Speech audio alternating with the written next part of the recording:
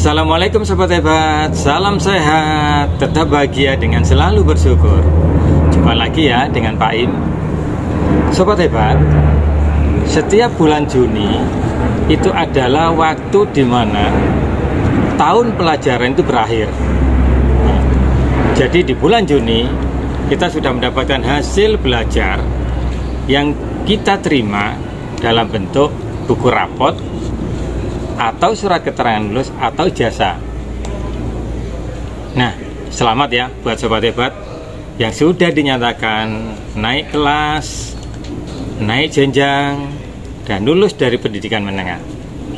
Tetap semangat, bahkan harus lebih semangat untuk lebih baik ke depannya. Nah, sobat hebat, buat yang belum berhasil untuk tahun ini, jangan kecewa, jangan terlalu bersedih. Yang terpenting kita bertekad untuk bisa belajar dari pengalaman yang kemarin, pengalaman dari yang kita lakukan yang mungkin banyak kekurangan, ya kita perbaiki segera. Ayo bangkit. Boleh tertunda dalam 1 tahun, tapi untuk kedepannya langsung bisa melejit meraih cita-cita yang setinggi-tingginya. Semangat ya sobat hebat. Nah, di bulan Juli kita tahu semua sudah mau di bulan Juli adalah saat dimana awal tahun pembelajaran itu kita mulai. Yang sudah naik kelas, yang sudah naik jenjang, yang sudah lulus. Nah, utamanya yang naik jenjang akan mengalami sesuatu yang baru, teman baru, sekolah baru, dan sebagainya.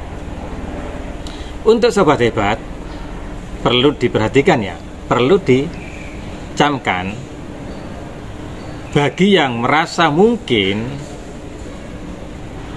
di jurusan atau sekolah yang tidak seperti yang diharapkan, yang terpaksa akhirnya sekolah di yang mungkin ya tidak diharapkan.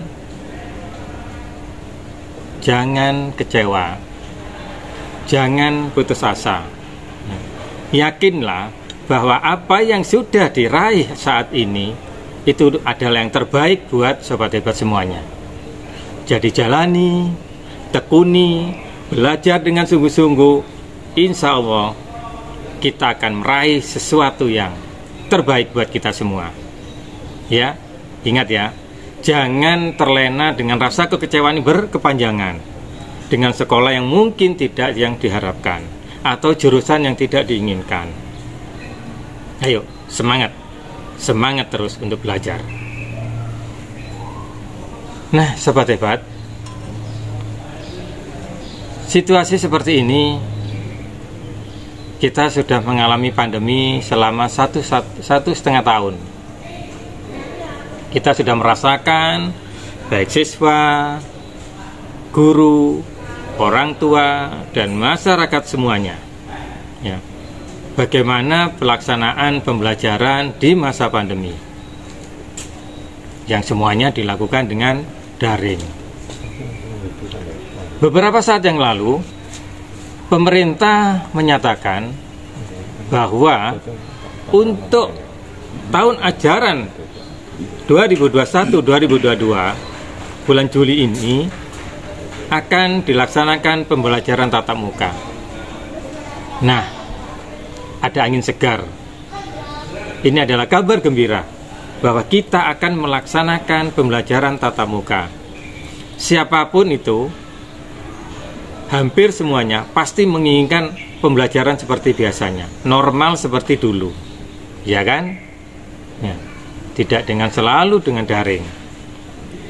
Walaupun secara teknologi zaman sekarang, pembelajaran bisa dilaksanakan dengan daring, secara online. Tapi tidak bisa dipungkiri bahwa pembelajaran secara daring, hasil yang kita raih itu belum bisa maksimal. Karena apa? Karena proses pendidikan tidak hanya mengenai pembelajaran secara akademik, tapi juga apa? Non-akademik. Karena sesuai dengan tujuan pendidikan nasional, bahwa pendidikan adalah membentuk karakter, mengembangkan potensi untuk menjadikan bangsa yang beradab, untuk menjadikan manusia yang beriman dan bertakwa, berilmu, berkreatif. Ya. Itulah kenapa tetap pembelajaran itu lebih bisa maksimal ketika disampaikan secara offline, secara tatap muka. Nah, seiring dengan perjalanan waktu, ternyata kasus COVID-19 ada peningkatan, semakin meningkat. Akhirnya pemerintah mengambil kebijakan bahwa pembelajaran mulai bulan Juli tetap dilaksanakan secara daring. Ya, memang ini sesuatu yang tidak mengenakan, tapi memang kondisinya seperti ini, kita harus bisa siap menjalani. Dengan adanya pandemi ini adalah ujian buat dunia pendidikan, karena dengan pandemi ini proses pendidikan dan tujuan pendidikan tidak bisa diraih sepenuhnya. Karena sobat hebat, kita butuh belajar di banyak hal, baik akademik maupun non-akademik. Lebih-lebih di bidang non-akademik, yaitu pengembangan potensi, bakat, minat, pengetahuan dalam berinteraksi, berkomunikasi, bersosialisasi. Itu semuanya perlu diterapkan di dunia nyata, di pergaulan sebenarnya. Ya, memang seperti itu kondisinya. Jadi dengan pembelajaran daring, sobat hebat bisa belajar. Dan ini tantangan buat sobat hebat semuanya. Dengan belajar daring, tuntutan untuk belajar secara mandiri itu lebih. Ya, memang semuanya mungkin ada keterbatasan, komunikasi ada keterbatasan, pergaulan ada keterbatasan, tapi tetap kita harus semangat belajar. Kemandirian harus kita munculkan.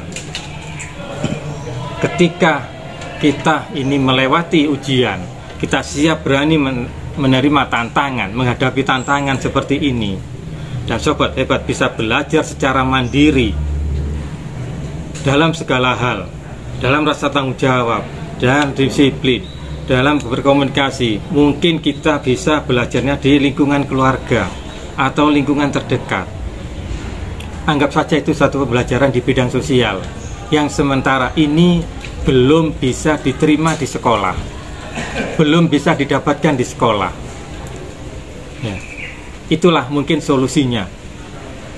Kita belajar secara mandiri. Kita tetap bisa mempelajari apapun itu,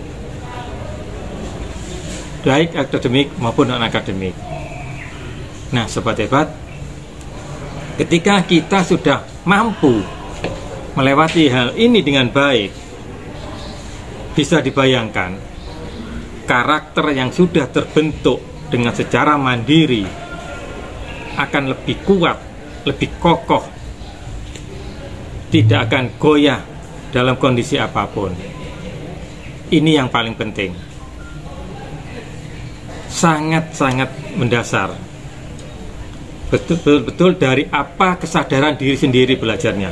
Betul-betul kita merasakan bahwa saya butuh belajar ini, saya butuh rasa tanggung jawab, saya butuh rasa disiplin. Itu dari diri sendiri untuk saat ini seperti itu. Itulah kelebihannya.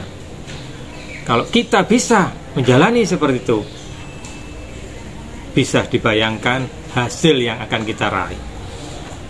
Karakter akan semakin kuat. Ketika nanti kita belajar tatap muka lagi, itu sudah mudah. Karena apa? Kita sudah melewati pembelajaran daring secara baik. Kita sudah terbentuk, karakter sudah baik.